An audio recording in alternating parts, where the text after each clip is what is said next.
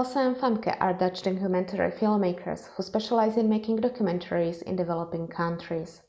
Their goal is to create awareness and empower people and policymakers to make a change. We will talk about their film, Soldiers Who Rape, which bring testimonies of combatants who used rape as a weapon of war in Democratic Republic of Congo. This award-winning film, honored by Amnesty International, mirrors the scars left on all members of society by more than 2 decades lasting conflicts. Opened interviews expose practices of sexual violence and deep traumas which perpetrators and survivors of attacks carry. Femke, Ilse, can you tell us about your role in the filmmaking process of Soldiers Who Rape? Yes, so I'm Femke, this is Ilse. We basically are a team, so we have been making documentaries together for the last, I think, 18 years already.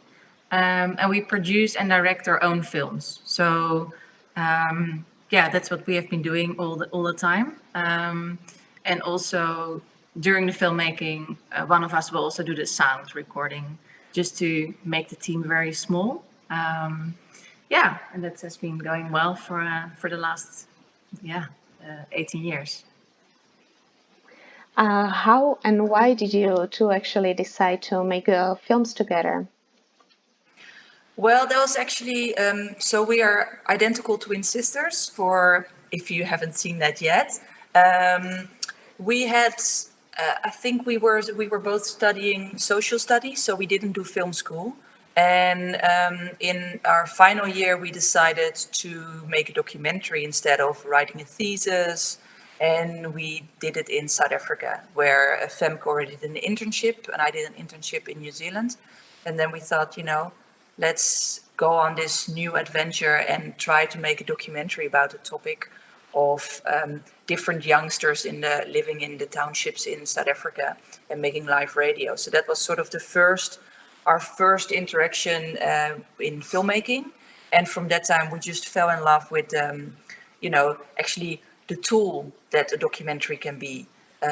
We really see how powerful film can be and how strong the messages can be that you can bring across. And that's something that is our motivation to make documentaries. You have many films, many documentaries from Africa, actually. Where do you find your stories for documentaries?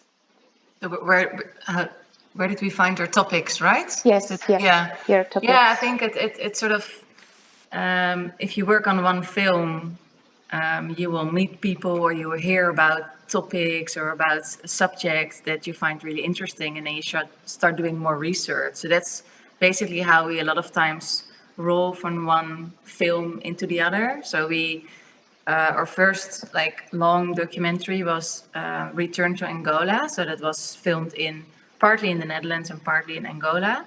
And when we were filming in Angola, we heard about the ongoing rapes in DRC, because we actually traveled all the way up north, very close to the border with Congo. And that's sort of how we started to do more research about that topic. And then we made Fighting the Silence. So that's basically the film about the stories of the survivors of sexual violence.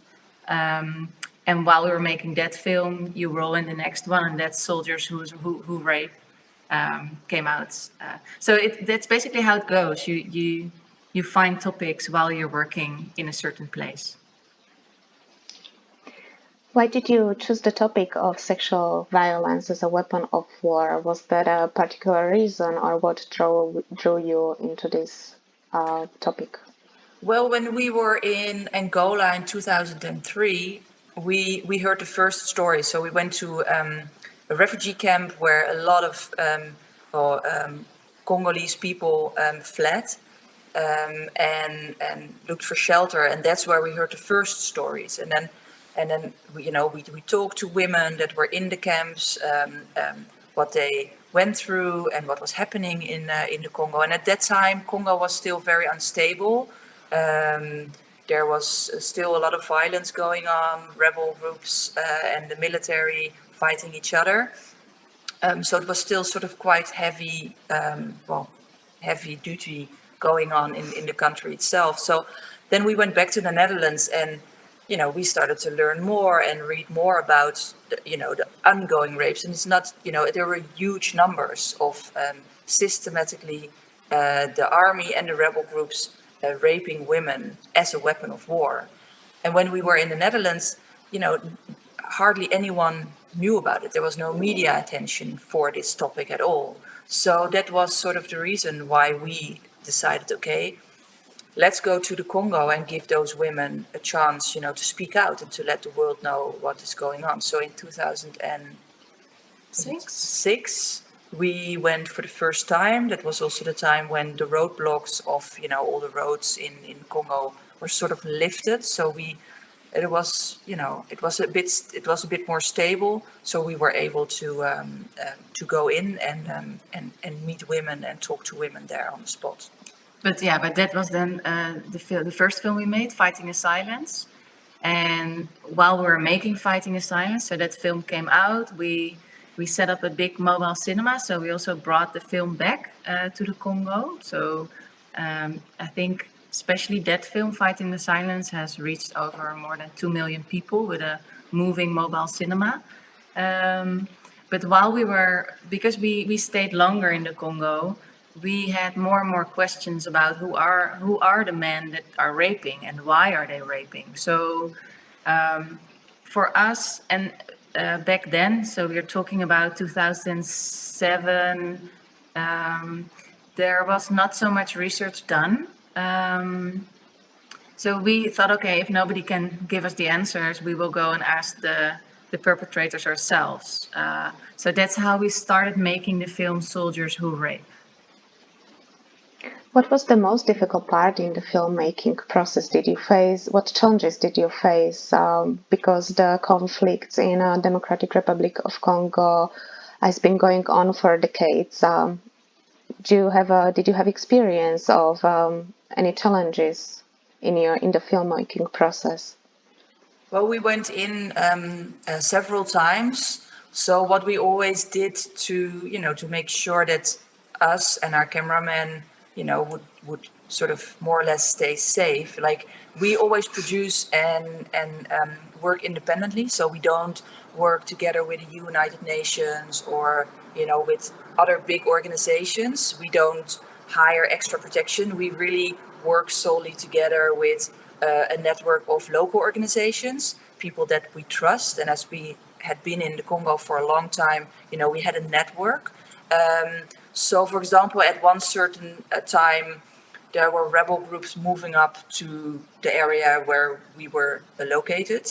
And then we would just be constantly in contact with people that we knew from the National Army who were trying to push the rebel armies back at the front lines, to make sure that we knew how far they were away, and also to make sure that we had a good evacuation plan. So those sort of things, I think are important if you're in a conflict area. And we were not like in the war, but we were at sort of, in that sense, the corners of the war. But because it was so unstable and you had so many different rebel groups, fights could, pop up quite easily. So I think it's just really important was for us during the filmmaking to create a very strong local network. How did you manage that? How did you manage to meet people, find sources, create that network? Yeah, because we had been working in the Congo for quite a while already. So making our first film, Fighting in Silence, we built up a big network with a lot of local organizations. But also because we set up the mobile cinema, we had been working in Congo for a longer time. And I think that really helps with your whole connection. And I think always with a documentary, basically with everything, you just need a few really strong partners in crime. And for example, with the film we made, Soldiers Who Rape, we work closely together with the National Army also, because that's the biggest group that is raping. And we met this military man, Basima, that is also a character in our film, and he basically fights against sexual violence within the National Army. And he was just this perfect character, but also a really good person.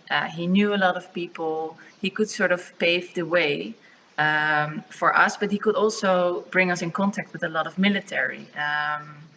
And also, so it's basically, that's I think how you move forward. So through a lot of different lines, you find characters, and those characters can bring you in contact again with other characters. And so that's how we sort of, you move slowly, bit by bit.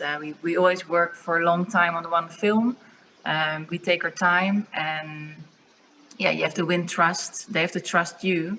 There was only one scene in the film where you feel the tension rising when the captain that we're following, the Captain Basima that Femke was talking about, is going into sort of a rehabilitation camp where rebels are sort of trained to join the national army. But while we were there, we came in through like a contact that we didn't know that well, but that gave us an entry point in. So when we went in, we felt already that there was quite a lot of tension.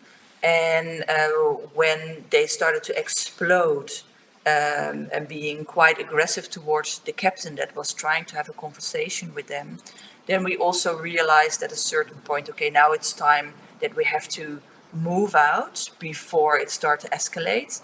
And our fixer, the guy that actually fixed us up to the connection to go into this rehabilitation sort of demoralization camp, he went back after us, and then he said, well, things really escalated inside there, and they started to plunder the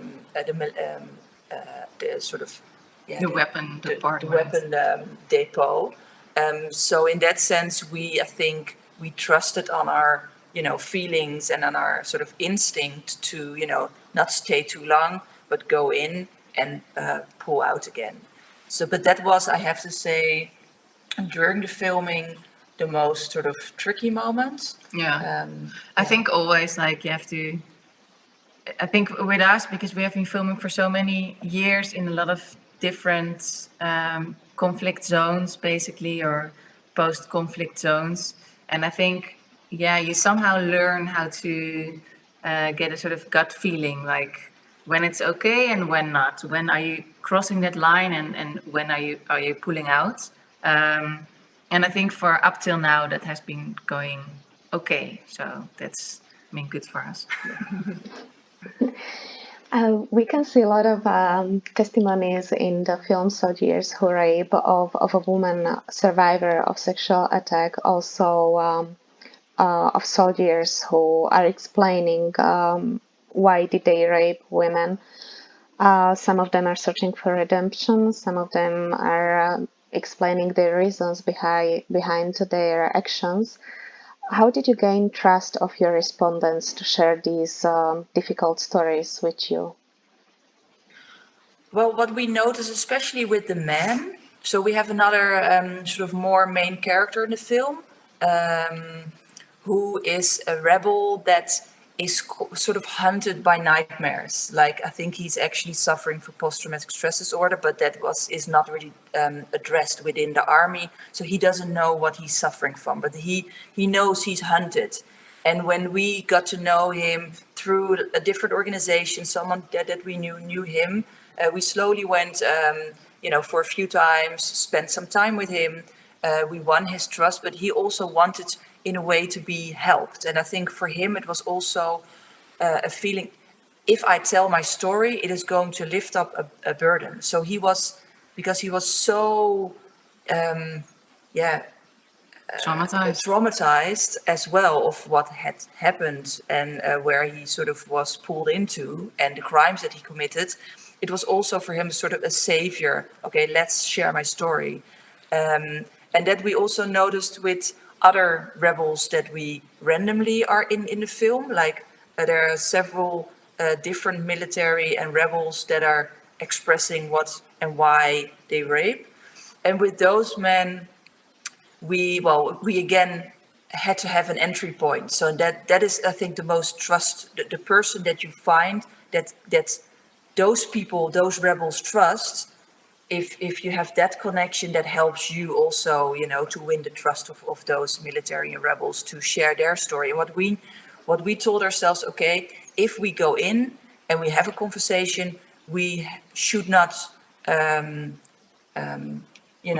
already condemn them. We have to go in with an open mind and really want to hear their side of the story without blaming them or saying things, pushing them backwards. But, we just really openly wanted to know why did you rape? And I think also maybe because we were women, I think it definitely helped for them to open up. They didn't see us as a threat to share their stories.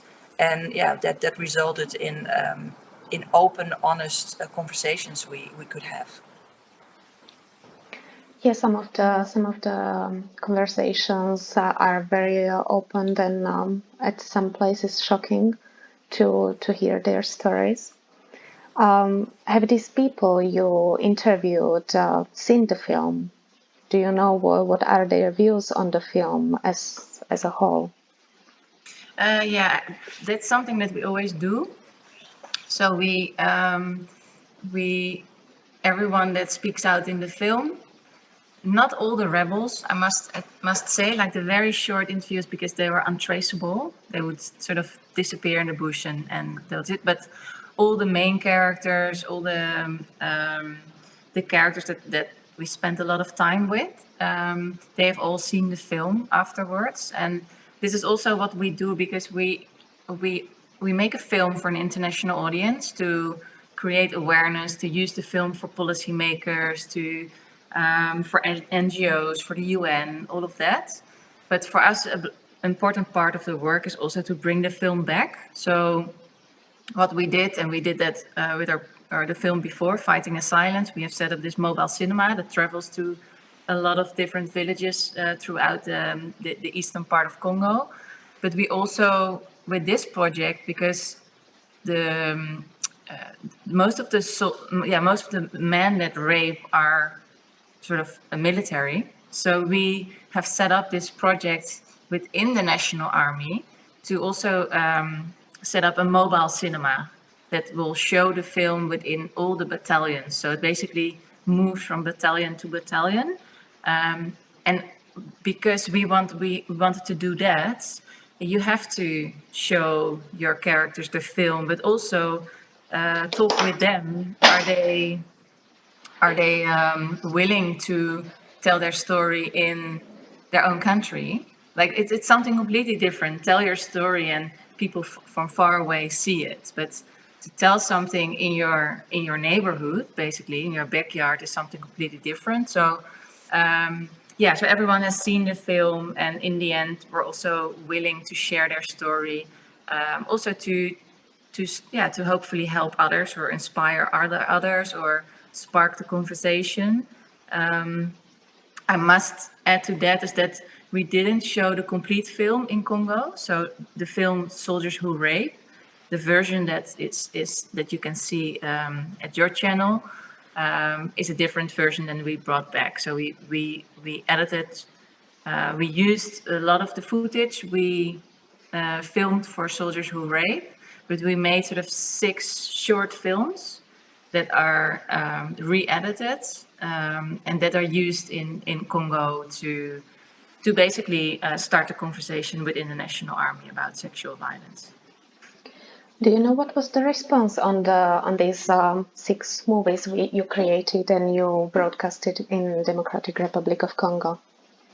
Yeah, we have actually, we visited several screenings, and we also filmed those screenings and the reactions of several men.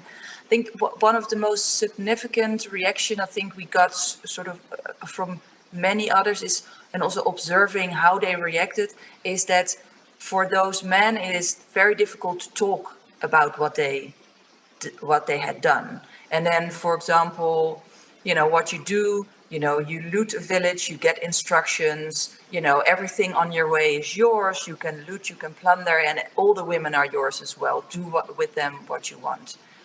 And of course, if you keep on doing that, you're not going to, open up to those emotions, you want to push them back and you put them somewhere in your head and that emotion, and you make sure that it doesn't come out, because if it does come out, you have to start dealing with those things.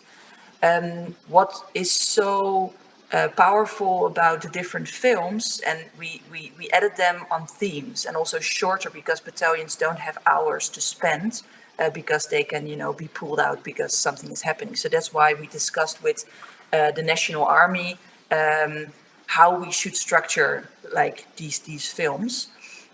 And what we saw and the feedback that we got back is that because they were all together watching the film, they didn't have to talk about themselves like I did this, but they could refer to the person that was in the film. Okay, so this person had experienced this and this and that, or that person did that and that and that. And in that way, there's sort of this first baby step to open up and to talk about what actually is happening, because nobody is talking about it. And that's the sort of the first step, I think, towards this discussion, and hopefully towards healing as well. Yeah, so I think like mostly like for some, it's for every person also different. Others are like, I've been fighting for the country. I'm in the bush for so many years. If I see a woman, it's my right to rape her. I mean, you have soldiers that will have that reaction. But I think if you are in a group, if someone like that will stand up and will express that, there are always others in the group that will say like, but hey, for example, my sister was raped, my mother was raped. I mean, that also happens. So I think film is just a great tool to break the silence, to open up a discussion. And also all the films, there are people like Captain Basima, so there are moderators that are specially trained to also, while they see the film, that they start a conversation. So yeah, in general, it works really well. Like film is just a great tool. I mean, we all know that, but it also works really well there. Do you think the film brought a little bit of change in the conversation among the ordinary people, not just the soldiers or combatants, but the women who have experienced sexual violence and the stigma surrounding this? No, absolutely. But then I think more, not with this film, the Soldiers Who Rape, but the Fighting the Silence, the film we did before, and that has seen by at least 2 million people in the Congo, because it's still being used. That definitely helped. At those screenings we organized, you had sometimes 10,000 people attending the screening, and as a same setup afterwards. There were moderators that were, taking questions. People were taking the mic, expressing their feelings. There were organizations present that introduced themselves. So if people were present in the crowd that wanted to come forward or seek help later, they knew exactly who to go to and in what areas they were. So it's a sort of a whole sort of well thought through sort of web that we created around it, because it's a heavy topic, and the taboos were huge, but this has definitely helped. And we had surveys around it, people that were doing questionnaires before the film, after the film, and went into villages 3 or 4 weeks after to ask what the impact had been and if there were changes now, and that were people, did the conversation change now? Was there less taboo? Were people more open about it? And those things have definitely helped a lot. The film Soldiers Who Rape shows how the survivor of sexual attack is meeting perpetrator who committed it. Do you think that meeting the perpetrator and the survivor is bringing up some conclusions, and it's helping them to move on with their lives? And what do you think they can gain from meeting the perpetrator? Yeah, I mean, I think that is a really powerful scene in the film as well. So you have this girl. She's quite young, and she's meeting basically her rapist, the guy who raped her. that is also the guy that we followed. That was sort of that had all the nightmares. And I think like what was really powerful of that scene, but also like it was a whole process. So it's not there was this organization that did the mediation between the two of them. So they basically asked the girl if she wanted to meet the perpetrator, because it was from his request. And I think for her, she found a way, like she had all these traumas of the rape. And I think she found a way to release that. She could confront the guy and express, she was really, like she was quite a fighter. So she could say whatever, all the questions she had, she could express. And I think that helped her. Like later on, she also said that was the case. Like she explained, like I was walking around with this hole in my heart. And I didn't know how to heal it. But because I could confront him, I could talk to him, I could sort of ask all the questions, I have the feeling that this hole is slowly on healing a little bit. And I think one of the things that was also important that she said, I saw now that he saw me as a human being. And I think she got a little bit of dignity back. And I think for a lot of times with rape, women that are raped, they blame themselves, and the community is blaming them. And I think that's a huge burden, and not only in Congo, but I think in the whole world. And I think with this sort of reconciliation setting, it gave her a little bit of dignity back. And it's also like, of course, you can also go to court, right? There's also a lot of people that are against these reconciliations, and they say, no, everyone has to go to court. In this case, and in many cases in the Congo, people are so extremely poor. Like this girl could have never gone to court, because that would have cost her at least 250 US dollars, which is, impossible money. She can never raise that kind of money. And all those processes take so long. And in the end, maybe the guy gets, if it happens and he get convicted, then she doesn't have the chance to actually sit down and have this conversation. So in the end, I think in this case, but of course it's not like every case, you have to look at all the cases individually. But in this case, this was the best for her, and it helped her in the best way. But of course, if you have like military leaders or rebel leaders that are, you're pushing all these young men to rape on a massive scale, of course, those men have to go to a trial and be convicted. But I think if you look into the smaller individual cases, I think this was a good, this really healed. I would like to move towards documentaries as a genre, documentaries in general, and to learn a bit more about your views on what is, for example, the most important feature of a documentary film, and what does a documentary mean to you?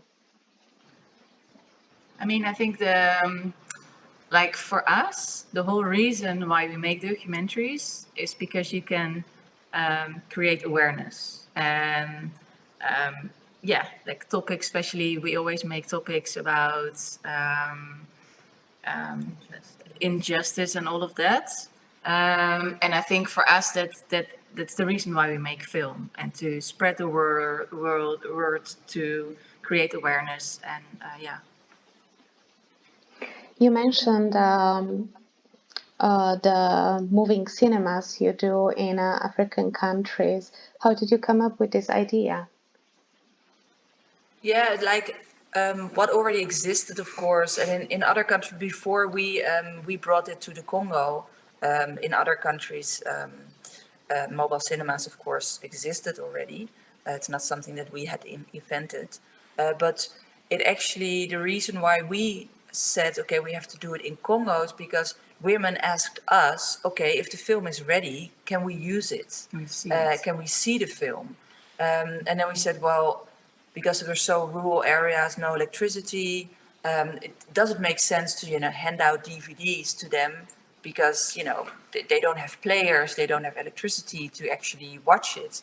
So then it was quite sort of practical way of saying, okay, if we really, want to bring it and make sure that those women see it, then it has to be a moving cinema. So that's how the idea started. And immediately when we came back to the Netherlands, started editing the film, that was also when we started working in fundraising for this big mobile cinema project. Nowadays, a lot of documentary films are streamed online, and I'm wondering, what is your opinion about it? Is it helping or is it hurting documentary films when they are streamed online? Does it have positive or negative impact?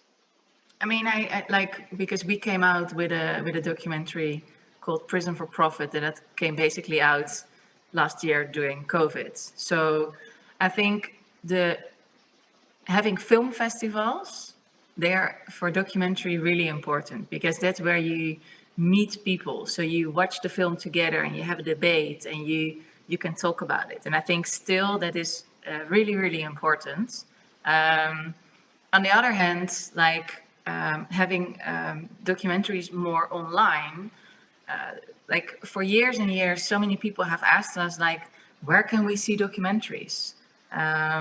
So I think like having documentaries more online, you also can reach a bigger audience worldwide. So I think it can help, but I really, if everything goes a little bit back to normal, if we get the COVID under control, then I seriously hope that the normal film festivals will also be there. But maybe there will be a little bit more combination. So if you don't want to, if you can't go to the festival, that at least you can also see films. You have more opportunity for that. So yeah, I think there's sort of a win-win. Could be a win-win. The Y Foundation promotes human rights and raises awareness through documentaries, and that aligns with your goal to move minds by telling stories through films. Why do you think films are a powerful medium to tell stories and create change in the world? Well, I think it's really important. I think the way documentaries are made, especially these longer feature documentaries, it takes a lot of time to make it. And for us, because we work 3 or 4 years on a film, you also peel off all these layers. So if you like sort of the more faster media, like short items, a lot of times journalists go in quickly, they have maybe 1 or 2 days, get their story and get it out. It will be on the news, but like quick news will also sort of vaporize more quicker because, other news will be toppled over it. So the storytelling of a documentary is different. The process of making it is slower, and therefore I think also, peeling off these layers is important, because if we really had to, in the Congo, be there a longer time to understand the context, to understand the several problems, to dig deeper and to make more nuances. I think that's also very important. It's what we always try to do. Try not to make it too black and white, try to look for the gray areas, because nothing is black and white in the world. And I think that is the power of documentary filmmaker. It also can have a way longer life, I think, than the short, fast media. I have a last question about you and your future plans and your future movies you are planning to work on. Do you have any topics, or are you already working on some documentary film? We just last year released the film Prison for Profit. That's about a privatized prison in South Africa. And that is run by one of the, it's a huge multinational that is running that prison, and there are heinous human rights atrocities happening in that prison, but not only for the inmates that are there, but also for the people that work there. So we're still working on getting that film out.